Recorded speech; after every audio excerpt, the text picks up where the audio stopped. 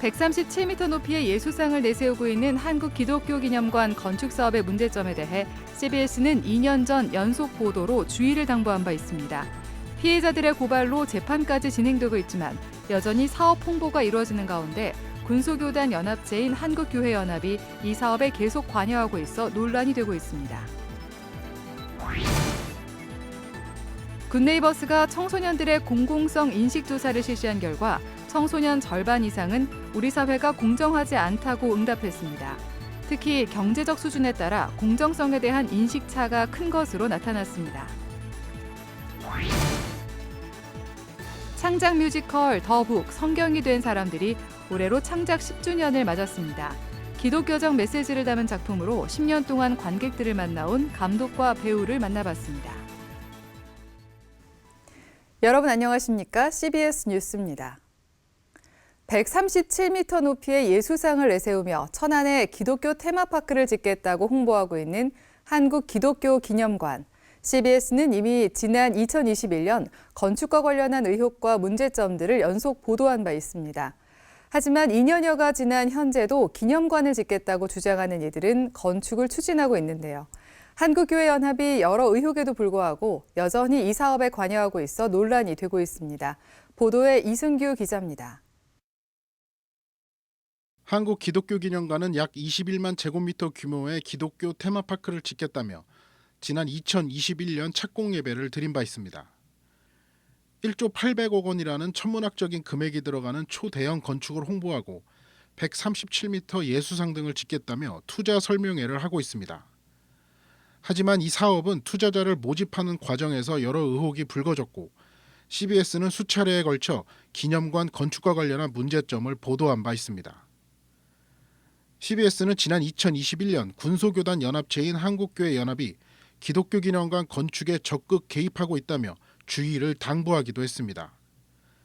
당시 한교연 송태섭 대표회장은 천안에서 열린 기독교 기념관 착공 예배에서 기독교 기념관이 세계적인 자랑이 될 것이라며 한껏 추켜 세웠습니다. 한국 기독교 역사관이 한국 교회를 위해서 쓰임 받고 쓰여지고 기념비적 역사관이 세워져서 하나님께 영광이 되고 세계의 자랑거리가 될 줄 나는 믿습니다. CBS 연속 보도에 천안시는 지난해 기독교 기념관 건축 허가를 취소하기도 했습니다.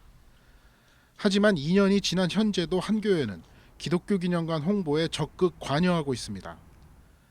한국기독교기념관 사무총장 이영한 장로는 한교연 법인이사를 동시에 맡고 있으며 기독교기념관 대표 황학구 장로 역시 한교연 법인이사로 이름을 올렸습니다.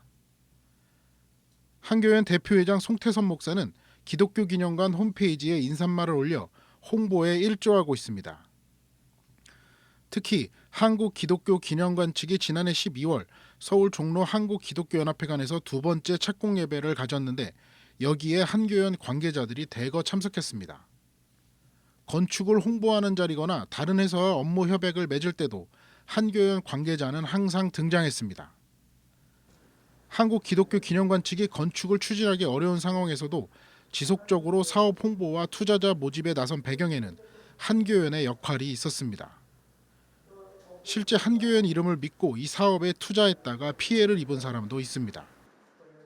한국교회연합부터 시작해서 제일 유명한 교회 관계자분들이 목사님들도 계시고 장로님들도 계셔서 이게 크리스천으로서 굉장히 중요한 사업이구나라고 해서 하지만 한교회는 여전히 모르쇠로 일관하고 있습니다. 송태섭 대표회장은 회원단체가 예배를 드려달라고 해서 드려준 것밖에 없다며 그게 무슨 문제가 되느냐고 오히려 반문하기도 했습니다. 뭐 설교 사역 사역했다고 거기 뭐가 있어요? 연합기관에서 소속된 교단 소속된 회원들이 이렇게 뭐 예배를 봐달라 하면 봐줄 수 있는 거지. 그럼 잘못된 게 있어요? 심각한 문제는 한국 기독교 기념관 건축 추진 자체가 어렵다는 점입니다. 천안시가 이미 지난해 건축 허가를 취소했고 건축의 가장 중요한 부지도 제대로 확보하지 못했기 때문입니다. 게다가 이 사업을 추진하고 있는 황학구 장로가 기독교 기념관 인근 부지에 추진 중인 불교 사찰 건축 사업 대표도 맡은 것으로 알려져 논란이 되고 있습니다. 현재 한국 기독교 기념관 투자와 관련해 일부 피해자들은 황 대표를 고발해 재판이 진행되고 있습니다. 여러 논란과 의혹에도 군소교단 연합체인 한교연이 사업 홍보에 관여하는 사이 목회자와 교인들의 피해가 이어지고 있다는 지적입니다. CBS 뉴스 이승규입니다. 굿네이버스가 청소년들을 대상으로 공공성 인식조사를 실시한 결과 청소년 절반 이상은 우리 사회가 공정하지 않다고 대답했습니다. 특히 가정의 사회 경제적 수준에 따라 공정성에 대한 인식차가 크게 나타났습니다. 자세한 내용을 오요셉 기자가 전해드립니다. 굿네이버스가 최근 만 13세에서 24세 청소년 1000명을 대상으로 공정성 인식조사를 실시한 결과 청소년의 55.9%는 우리 사회가 공정하지 않다고 응답했습니다. 공정하다는 응답은 35.6%에 불과했습니다. 우리 사회의 공정성에 대한 인식을 1점에서 9점으로 평가했을 때 평균 4.65점으로 절반에도 미치지 못했습니다. 주목할 점은 각 가정의 사회적 배경에 따라 공정성에 대한 인식이 달랐다는 점입니다. 가정 형편 수준이 낮다고 응답한 청소년들의 공정성 인식 점수는 4.23점, 중간이라고 응답한 청소년은 4.66점, 높다고 응답한 청소년은 4.88점으로 나타났습니다. 가정의 사회 경제적 형편이 좋다고 답한 청소년일수록 우리 사회가 공정하다는 인식이 높았습니다. 또 아버지의 학력이 높을수록 가정의 경제적 수준이 높을수록 청소년들은 자신의 노력에 따라 사회 경제적 지위가 더 높아질 수 있다고 여기며 미래의 교육과 직업에 대한 포부도 높았습니다. 요즘 많이 얘기되어지는 금수저 계급론 이런 것들, 어떤 계층의식, 내가 노력해도 어디까지 뵙게 됐었고 내 꿈은 이런 한도 내에서 내 조건 내에서 여기까지만 꿀 수밖에 없겠다. 이런 미래를 자기 상황에 의해서 조율하는 그런 좌절 이런 것들을 넘겨짚을 수가 있었습니다.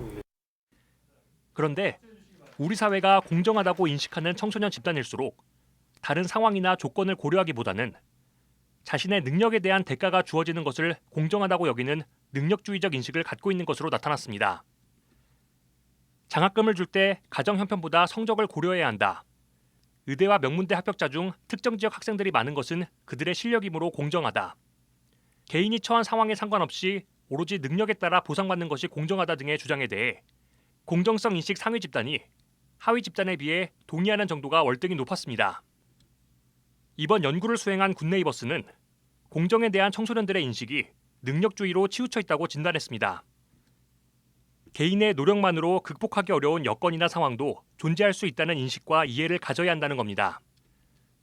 굿네이버스는 진정한 공정은 형평성과 정의, 도덕, 포용, 배려 등을 아우르는 개념이라며 청소년들이 공정에 대해 다양한 의견을 공유하고 소통할 수 있는 장이 필요하다고 말했습니다.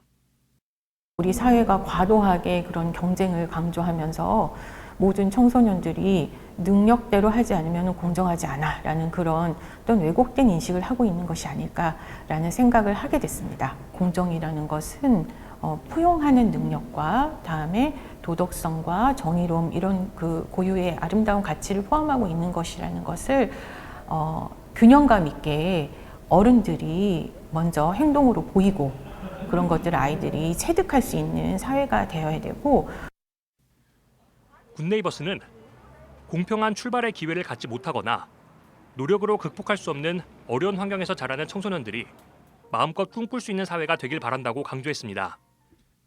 그러면서 진정한 공정사회를 위한 정부 정책과 사회적 지원이 필요하다고 당부했습니다. CBS 뉴스 오요셉입니다. 한국 기독교 장로회 총회가 교단 세역사 70년을 기념하는 홍보 영상을 제작해 배포했습니다. 기장총회는 2023년은 1953년 호헌총회로부터 시작해 교단 세역사 70년을 맞이하는 해라며 이를 기념하기 위해 영상을 제작했다고 설명했습니다. 총회는 올해 사순절 순례기도회, 기장인 평화대회, 세역사 70주년 기념예배와 선교대회를 진행할 계획입니다. 기장총회는 홍보 영상이 많이 공유돼 모든 기장인들이 한마음으로 준비된 기념 행사를 위해 기도하고 적극적으로 참여하는 한 해가 되길 바란다고 말했습니다. 기가면회 감독들이 다음 달 2일 서울 용산역 인근 노숙인 텐트촌을 찾아 위로의 시간을 갖습니다.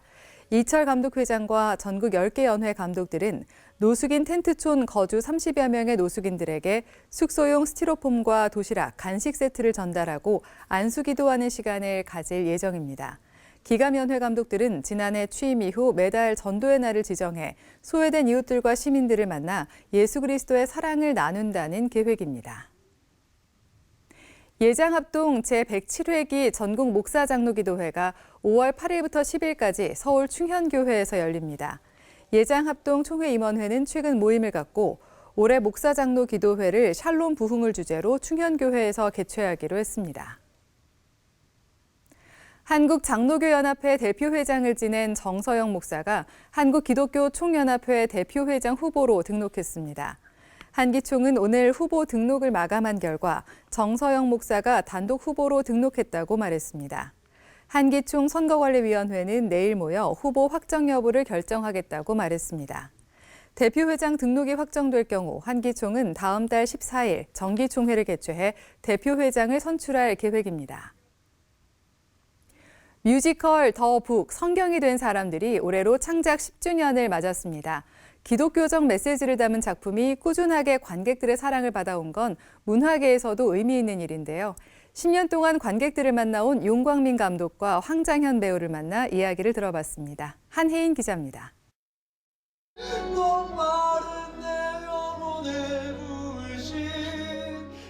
뮤지컬 더북 성경이 된 사람들이 올해로 창작 10주년을 맞아 무대에 오릅니다. 뮤지컬 더북은 돈으로 죄를 사함받겠다며 면죄부를 사고 파는 등 종교적으로 타락했던 로마 가톨릭 교회의 저항에 일어난 16세기 종교개혁 이전의 이야기를 담고 있습니다.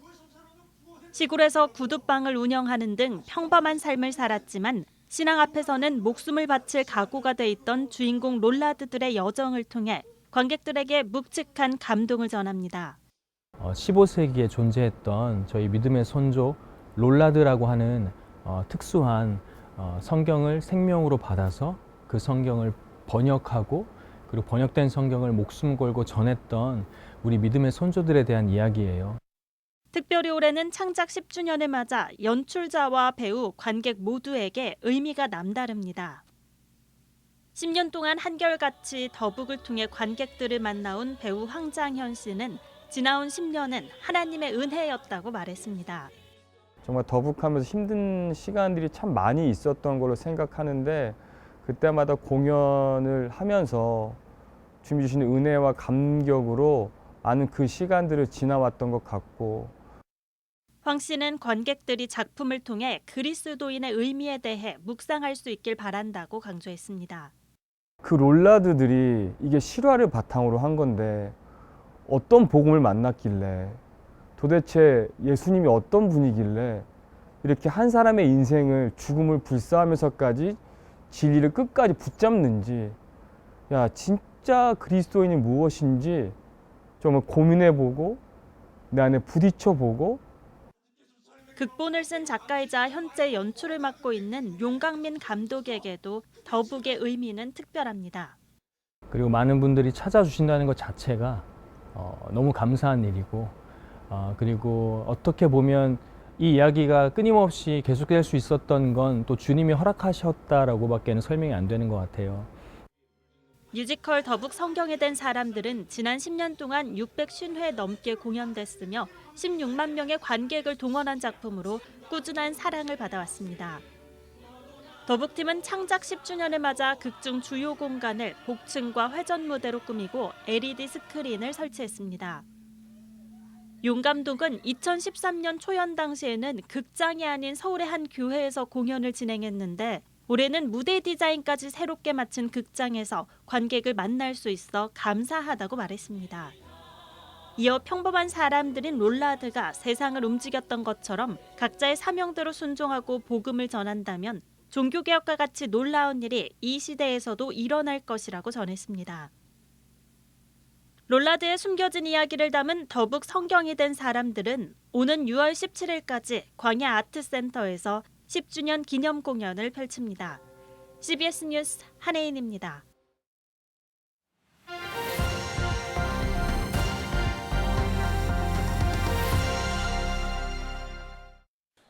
간추린 지역교계 소식입니다. 기독교 대한성결교회 전남지방회가 여수 성결교회에서 목회자와 성도들을 대상으로 성경 세미나를 열었습니다. 원주시 교역자협의회는 신년 할애회를 열고 새해 사업 계획을 밝혔습니다. 기독교 대한성결교회 전남지방회와 여수 성결교회가 새해를 맞아 지방회 목회자와 성도들을 대상으로 동네 세매줄 성경 세미나를 열었습니다. 동네 세매줄이란 책을 읽을 때 중요한 부분을 동그라미나 네모, 세모 등으로 표시하고 각 부분에 밑줄을 긋거나 메모를 남기는 것에 착안해 성경 말씀을 정독하고 연구하자는 뜻을 담고 있습니다. 세미나에는 동네 세매줄 성경의 저자로 기독교 대한성결교회 총회장을 지낸 성락성결교회 지형은 목사가 강사로 나섰습니다. 동네 세매줄 성경은 66권 성경 그 자체를 모든 성도가 다 묵상하며 살게 하자, 이런 취지로 발간된 책이고요. 오늘 전남 지역 동네 세매줄 성경 세미나 여수 성결교회에서 하는데, 동네 세매줄 성경이 작년 5월에 발간된 이후로 이제 본격적으로 하는 첫 번째 세미나입니다. 하나님께서 이 동네 세매줄 성경을 한국 교회의 갱신을 위해서 사용하셨으면 좋겠습니다. 제가 그동안 목회하고 신학을 공부하면서 하나님의 말씀을 묵상하는 것이 목회의 핵심이고 신앙생활의 핵심이기에 이 호남 지역에 다시 한번 말씀으로 새로워지고 말씀으로 뜨거워지는 그런 운동이 다시 한번 펼쳐지는 그런 마음을 가지고 이번 세미나를 개최하게 되었습니다. 원주시 교역자연합회가 신년 할애회를 열고 목회 세미나와 은퇴 및 원로 목회자 사무 위로회 등 다양한 사업을 펼쳐나갈 계획이라고 밝혔습니다. 원주시 교역자연합회 김갑수 회장은 연합회원들이 서로 위로하며 예수 안에서 하나 되는 공동체가 되길 바란다고 밝혔습니다. 원주시 교역자연합회가 해야 할 마땅한 본분이 있다면 오늘 우리가 들은 대로 서로 위로하며 잘 섬겨서 예수 그리스도 안에서 하나 되는 그런 교회 공동체의 부흥의 역사가 있기를 간절히 소망합니다. 전주 초청교회가 교회 설립 33주년을 기념해 지난해 12월 부임한 박중원 담임 목사를 위임하고 고 이기복 목사를 명예 원로 목사로 추대했습니다. 초청교회 담임 목사로 위임받은 박중원 목사는 초청교회와 모든 성도들을 섬기며 믿음의 길과 생명의 좁은 길을 걸어가겠다고 말했습니다. 또 지난해 4월 소천한 이기복 목사를 명예 원로 목사로 추대하는 예식을 갖고 유족들에게 추대패를 전달했습니다. 날씨입니다. 내일은 전국이 대체로 맑겠습니다. 아침 최저 기온은 영하 2도에서 영상 7도, 낮 최고 기온은 영상 1도에서 12도로 예상됩니다. 이상으로 뉴스를 마칩니다. 시청해주신 여러분 고맙습니다.